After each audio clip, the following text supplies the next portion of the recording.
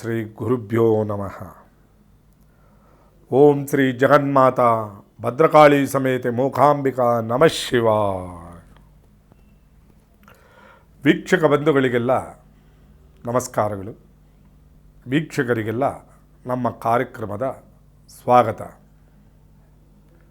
ಕಾರ್ಯಕ್ರಮದ ಮೊದಲಿಗೆ ಭಾರತದ ಬೆನ್ನೆಲುಬಾದ ರೈತ ಬಾಂಧವರಿಗೂ ಅವರ ಕುಟುಂಬ ವರ್ಗದವರಿಗೂ ಹಾಗೂ ಹಗಲಿರುಳೆನ್ನದೇ ಶ್ರಮಿಸುತ್ತಿರುವ ಸೈನಿಕ ಬಾಂಧವರಿಗೂ ಅವರ ಕುಟುಂಬ ವರ್ಗದವರಿಗೂ ಆ ಜಗನ್ಮಾತೆ ಮೂಕಾಂಬಿಕೆ ಸರ್ವ ಸಂತೋಷವನ್ನುಂಟು ಮಾಡಲಿ ಅಂತ ಹೇಳ್ತಾ ನಮ್ಮ ಈ ಕಾರ್ಯಕ್ರಮವನ್ನು ಪ್ರಾರಂಭಿಸೋಣ. ಅರಳಿಕಟ್ಟೆಯ 2ನೇ ಸಂಚಿಕೆ. ಅಂದರೆ ಮೊದಲನೇ ಸಂಚಿಕೆಯಲ್ಲಿ ನಾವು ಮರಗಳ ಬಗ್ಗೆ ತಿಳ್ಕೊಂಡು ನೋಡಿ, ಪ್ರತಿಯೊಬ್ಬರು ಅರಳಿಕಟ್ಟೆ ಅಂತ ಹೇಳಿದಟ್ಟಿಗೆ ಧನುರ್ಮಾಸ ಬಂದೇಟಿಗೆ ತೊಗೊಂಡೋಗೋದು, ಹಾಲು ಉಯ್ಯೋದು, ಮೊಸರು ಉಯ್ಯೋದು, ಪೂಜೆ ಮಾಡೋದು, ಬರೋದು. ಅಲ್ಲಿ ಏನು ಫಲ ಪಡೀತಾ ಇದ್ದೀರಾ? ನಾಗದೇವರು ಏನಾದರೂ ನಿಮ್ಮ ಜೊತೆ ಮಾತಾಡಿ ಹೇಳಿದ್ರ ಬನ್ನಿ ಅಂತ, ಅಥವಾ ನೀವು ಮಾಡಿದ್ರಿಂದ ಅವರೇನಾದರೂ ನಿಮಗೆ ತಥಾಸ್ತು ಅಂದ್ರ? ಎರಡೂ ಗೊತ್ತಿಲ್ಲ.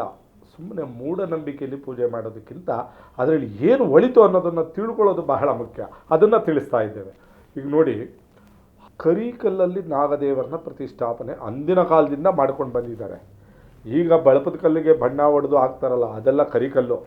ಮೊದಲು ಇರ್ತಾ ಇತ್ತು ಕೃಷ್ಣಶಿಲೆ ಅಂತ, ಕಪ್ಪು ಕಲ್ಲು, ಅದು ಜೀವ ಬರೋದು.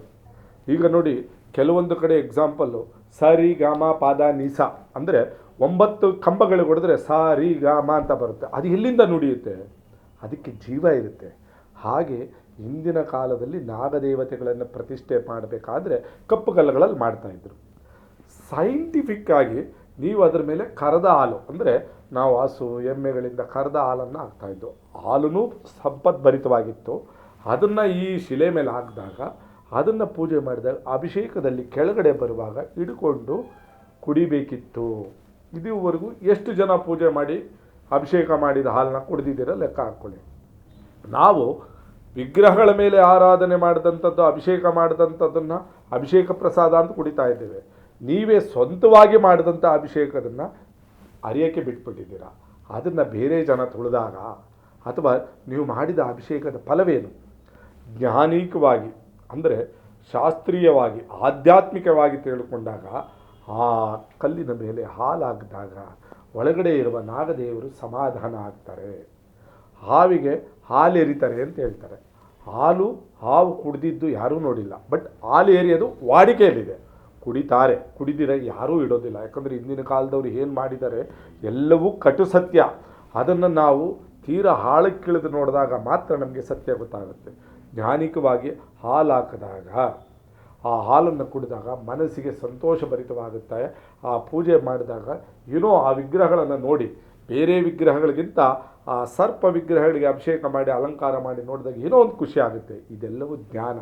ಇನ್ನೊಂದು ಕಡೆ ವಿಜ್ಞಾನ ಏನಂತಂದರೆ, ಆ ಸಂಪದ್ಭರಿತವಾದ ಹಾಲನ್ನು ಈ ಸಂಪದ್ಭರಿತವಾದ ವಿಗ್ರಹದ ಮೇಲೆ ಹಾಕಿದಾಗ ಕೆಳಗಡೆ ಹಾಲನ್ನು ಹಿಡ್ಕೊಂಡು ನಾವು ಕುಡಿದಾಗ ಆಕ್ಸಿಜನ್ ಲೆವೆಲ್ ಜಾಸ್ತಿ ಆಗುತ್ತೆ. ವಿಟಮಿನ್ D3 B12 ಆಟೋಮೆಟಿಕ್ಲಿ ಸಿಗುತ್ತೆ. ಇವು ಸಿಕ್ಕಿದಾಗ ಯಾಕಪ್ಪ ಅಂತಂದರೆ, ಆ ವಿಟಮಿನ್ D3 ವಿಜ್ಞಾನದ ಪ್ರಕಾರವಾಗಿ ನಮ್ಮ ದೇಹದ ಪಚನಕ್ರಿಯೆ ಹಾಗೂ ಎಲ್ಲವೂ ನಮ್ಮಲ್ಲಿರುವ ಲವಣಾಂಶಗಳು ವಿಟಮಿನ್ ಆಗಿ ಮಾರ್ಪಡೋದಕ್ಕೆ ಬೇಕಾಗುವಂಥ ಮಹಾನ್ ವಿಟಮಿನ್. ಇವತ್ತಂತೂ ಏನು ಭಾರತ ದೇಶದಲ್ಲಿ 60% ಯೂತ್ ಇದ್ದಾರೆ, ಎಲ್ಲರೂ ವಿಟಮಿನ್ D ಕೊರತೆಯಿಂದ ಬಳಲ್ತಾ ಇದ್ದಾರೆ. ಯಾರಿಗೆ ಯಾವ ನೋವಿಲ್ಲ ಹೇಳಿ? ಅಂಥವರು ಸ್ವಲ್ಪ ಇದನ್ನು ನೋಡಿ ತಿಳ್ಕೊಳ್ಳಿ. ಯಾಕೆ ಅಂತಂದರೆ, ವಿಷಯ ಬೇಕಾದಾಗ ಬೇಕಲ್ಲಿ ಸಿಗುತ್ತೆ ಅಂದುವಾಗ ಬಿಡಬೇಡಿ. ವಿಷಯನ ತಿಳಿದಿಟ್ಕೊಳ್ಳಿ. ವಿಷಯ ತಿಳ್ಕೊಳ್ಳೋದ್ರಲ್ಲಿ ನಿಮಗೇನೂ ಟೈಮ್ ವೇಸ್ಟ್ ಆಗೋದಿಲ್ಲ. ಈ ಹಾಲನ್ನು ಕುಡಿತಾರೆ. ಯಾರಪ್ಪ ಅಭಿಷೇಕ ಮಾಡಿ ಹಾಲು ಕುಡ್ಕೊಂಡು ವಿಟಮಿನ್ D ತಗೊಳ್ತಾರೆ? ಅಲ್ಲಿ ಆ ಪೂಜೆ, ಆ ಸುತ್ತುವ ರೀತಿ ಇವೆಲ್ಲ ಮಾಡೋಷ್ಟೊಳಗೆ 1 ಗಂಟೆ ಟೈಮ್ ಆಗುತ್ತೆ. ಆ 1 ಗಂಟೆ ಟೈಮಲ್ಲಿ ನೀವು ವಿಜ್ಞಾನಿಕವಾಗಿ ಸಾಕಷ್ಟು ಹೇಳ್ತಾ ಹೋದರೆ 1 ದಿವಸ ಆಗುತ್ತೆ, ಅಷ್ಟು ಆದಾಯ ಇದೆ.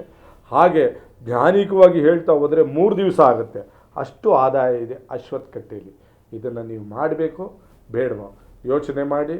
ಆದರೆ ಇವತ್ತು ಎಲ್ಲೋ ಬಳಪದ ಕಲ್ಲಿಗೆ ಬಣ್ಣ ಹೊಡೆದು ತಂದಿಟ್ಟೋದಕ್ಕೆ ನೀವು ಎಲ್ಲೋ ಪಾಕಿಟ್ ಹಾಲು ತೊಗೊಂಡೋಗಿ ಹಾಕಿ ಕುಡಿದ್ಬಿಟ್ಟು ನನಗೆ ಕ್ಯಾನ್ಸರ್ ಬಂತು ಅಂತ ಹೇಳಬೇಡಿ.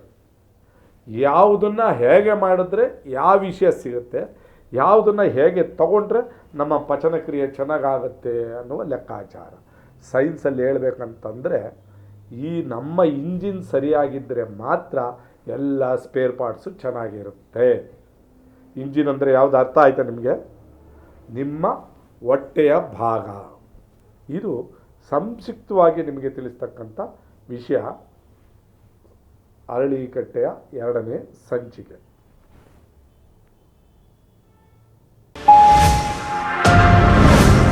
Media network.